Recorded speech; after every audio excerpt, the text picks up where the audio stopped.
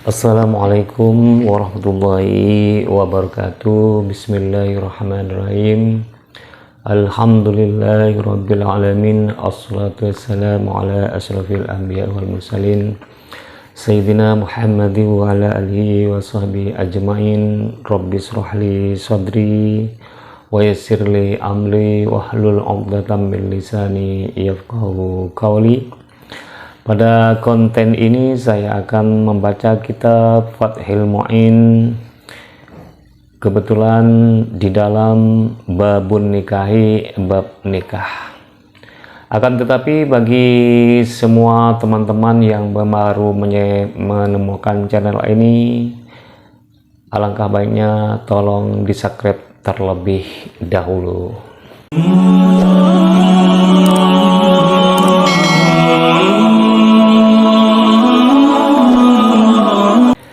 Bismillahirrahmanirrahim. Babun nikah, bab ini menerangkan bab nikah sebagaimana An Abdullah bin Mas'ud diceritakan dari Abdullah bin Mas'ud radhiyallahu anhu qala, menuturkan siapa itu Abdullah, qala Rasulullah sallallahu alaihi wasallam, bersabda siapa Rasulullah sallallahu alaihi wasallam, ya ma'syaras syabab man istata'a minkumul ba'at falyatasawwad.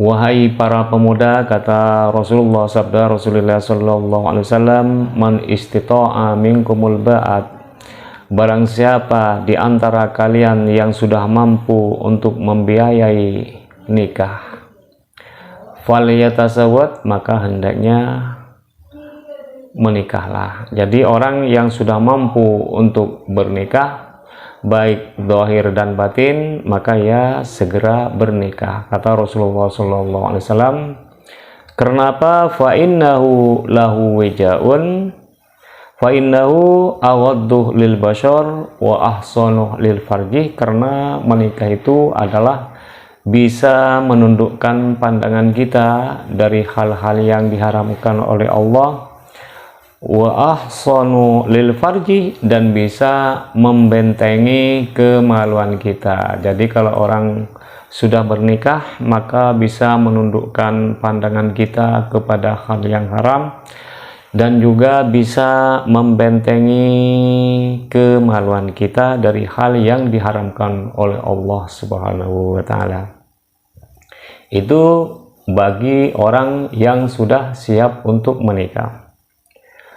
Wa man lam yastati fa alaihi bisawm. Bagaimana dengan orang yang tidak siap untuk menikah? Maksudnya sudah masih belum mampu untuk membiayai nikah. Fa alaihi bisawm, maka orang tersebut puasa sunnah saja.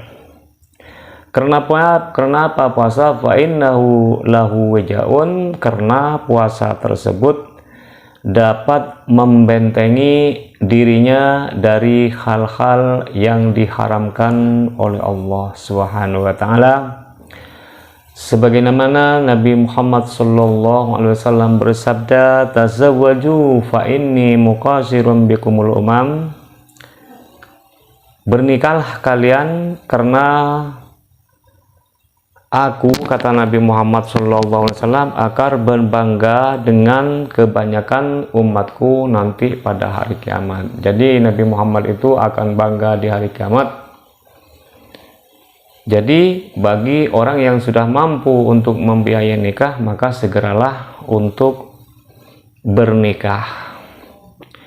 Terus Nabi bersabda, wala takunu karahbaniyatin nasara karahbaniyatin nasara, dan janganlah kalian hidup membujang seperti kependetaan orang Nasoro. Jadilah kita jangan sampai membujang seperti pendeta-pendeta orang Nasoro, yang mana pendeta dari orang Nasoro itu kebanyakan tidak menikah.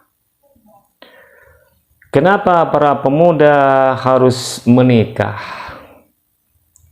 Supaya apa? Supaya pandangan kita itu tidak mendapat dosa, supaya pandangan kita itu kepada hal-hal yang diharamkan Allah tidak berdosa. Sebagaimana wa'an Buraidah, dan diceritakan dari Abi Buraidah radhiyallahu anhu, qala, berkata siapa itu Imam Buraidah, yang diriwayatkan dari Abi Buraidah yang menuturkan, karena qala Rasulullah sallallahu alaihi wasallam, Nabi Rasulullah sallallahu alaihi wasallam bersabda, la tudbi illa an-nadratah, la tudbi, jangan kamu mengikutkan an-nadratah kepada pandangan pertama, an-nadratah kepada pandangan yang akhir. Janganlah kamu itu mengikutkan pandangan dengan pandangan berikutnya. Anda itu secara tidak sengaja memandang kepada hal yang diharamkan Allah pada hari pertama, maka tidak usah diulang kembali. Karena kata Nabi, fa innaka laka al-awwalu, karena hanya pandangan pertama saja yang tidak diharamkan oleh Allah Subhanahu wa taala. Walaysat laka al-akhiratu, dan bukan pandangan yang kedua. Misalkan Anda di perjalanan tiba-tiba melihat hal yang diharamkan oleh Allah, melihat perempuan secara tidak sengaja, maka pandangan pertama itu diperbolehkan asalkan tidak diulangi lagi. Jadi pandangan yang kedua itu diharamkan oleh Allah Subhanahu wa taala. Rawahu Ahmadu wa Abu Dawud wa Tirmidzi, yang menceritakan hadis ini adalah Imam Ahmad, Abu Dawud, dan Imam At-Tirmidzi. Artinya apa? Kalau pandangan pertama yang tidak disengaja itu tidak berdosa, tapi kalau didua kalikan maka berdosa. Agar pandangan kita itu tidak memandang kepada hal yang diharamkan oleh Allah, supaya agar pandangan kita itu tidak selalu berdosa, maka hendaknya kawin saja, termasuk para kaula muda kalau sudah mampu untuk membiayai nikah, maka sunnah kawin. Apa itu yang dinamakan nikah? Wahwa utawi itu nikah, luwatan secara luah, ad-dhammu yaitu berkumpul, wal ijtima'u dan berkumpul. Lafaz ad-dhammu dan lafaz ijtima'u itu artinya sama. Jadi yang dinamakan nikah secara etimologi, secara bahasa, yaitu berkumpul menjadi satu. Itu berkumpul menjadi satu, itu namanya nikah.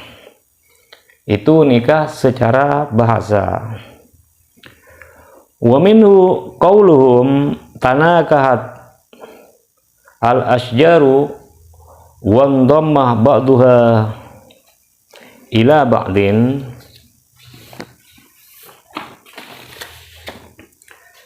Termasuk arti tersebut adalah ucapan dari orang Arab. Ucapan dari orang Arab itu apa? Tanakahatil asjaru idza tamayalat wa dhammah ba'daha ila ba'din.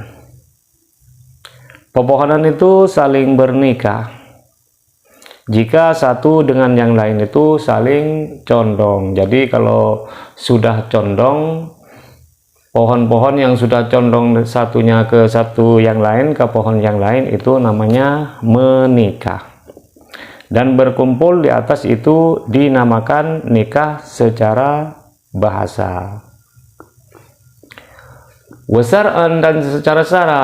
Adapun nikah secara syara, aqdun yaitu akad, yatadammanu yang menyimpan apa itu akad, ibahata wat'in kepada bolehnya bersetubuh. Sedangkan menurut syara, nikah secara syara, menurut syara adalah akad yang berisikan perbolehan melakukan wati. Itu namanya nikah secara syara. Bila dinikahin dengan memakai lafaz nikahin au taswijin, atau dengan memakai lafaz taswijin. Dengan menggunakan lafaz nikah atau dengan menggunakan lafaz taswij.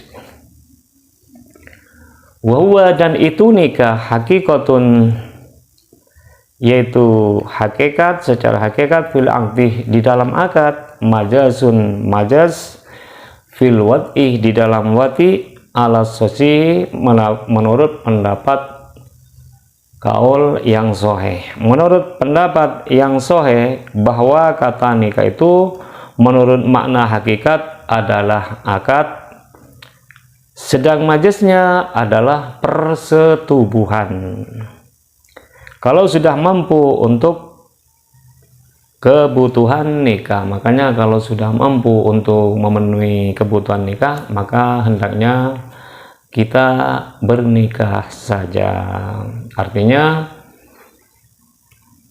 nikah itu kalau sudah mampu itu sunnah menikah. Sunnah disunahkan, apa itu nikah? Ayin nikahu, yakni nikah, litaikin, bagi orang yang membutuhkan, aimum muhtajin, yakni orang yang membutuhkan, lil wati, kepada wati. Sunnah melakukan nikah itu bagi orang yang sangat butuh untuk bersetubuh. Jadi orang kalau sangat membutuhkan persetubuhan, sangat membutuhkan wati itu, maka disunnahkan menikah.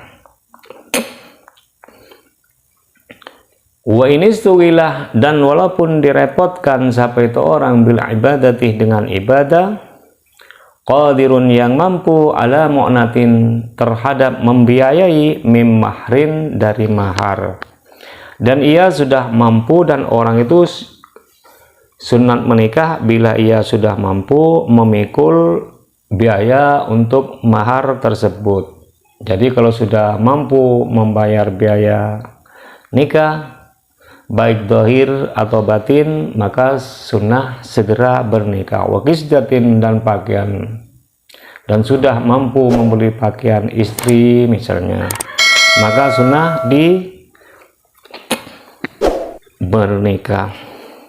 Itu bagi orang-orang yang sudah mampu untuk membiayai pernikahan, maka sunnah menikah. Terus bagaimana dengan orang yang kepingin nikah tapi tidak mampu untuk membiayai pernikahan tersebut? Jadi bagaimana hukumnya orang yang mau menikah tapi tidak mampu untuk membiayai pernikahan tersebut, maupun dohir maupun batin? Bagaimana hukumnya? Kepingin menikah tapi tidak mampu. Wa amma taikuh, dan adapun orang yang pantas, al-ajizu, yang tidak mampu, minal mu'nih, dari membiayai pernikahan. Adapun orang yang sangat butuh persetubuhan, akan tetapi ia tidak mampu untuk membiayai, bagaimana hukumnya? Orang yang tidak mampu, dia mau menikah tapi tidak mampu, tidak ada biaya, maka jawabannya fal aula, maka utawi yang lebih utama, lahu, bagi taik, tarkuhu, yaitu meninggalkan nikah, wa kasri hajatihi, dan memecahkan kebutuhannya taik, bisaumi, dengan puasa. Maka yang lebih utama baginya adalah tidak melaksanakan nikah terlebih dahulu. Maka kalau ada pemuda-pemuda mau nikah tapi tidak ada biaya, maka dia jangan melaksanakan nikah terlebih dahulu. Wa kasri hajatihi bisaumi, dan ia dapat menanggulangi gejolak seksnya dengan secara melakukan puasa. Jadi kalau misalnya dia kepingin menikah tapi tidak ada biaya, maka jangan menikah terlebih dahulu. Sarannya cara menanggulangi gejolak seksualnya dengan berpuasa sunat. La biddawai, bukan menanggulangi dengan menggunakan obat. Itu jadi syahwatnya itu harus diobati dengan puasa, bukan diobati dengan obat. Terus bagaimana dengan hukum orang yang mau kawin tapi dia tidak ada biaya atau fisiknya kurang sehat?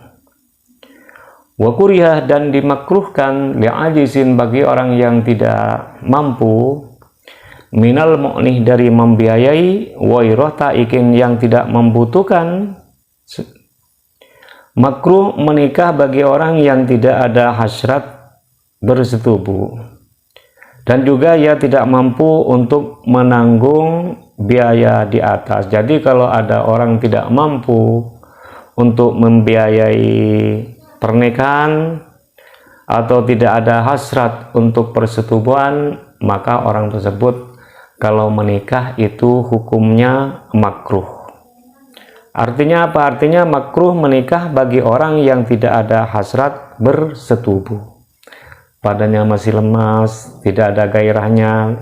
Dia kalau menikah hukumnya makruh, dan ia juga tidak mampu untuk menanggung biaya di atas, maka kalau menikah ia hukumnya makruh. Sebaiknya jangan menikah terlebih dahulu. Wajib, dan wajib, bin nadri, apa itu nikah? Bin nadri, dengan nadar, haitsunuliba, sekiranya disunahkan. Apa itu nikah? Nikah itu hukumnya sunnah, maka jika sebab nadar, maka menikah itu dihukumi wajib.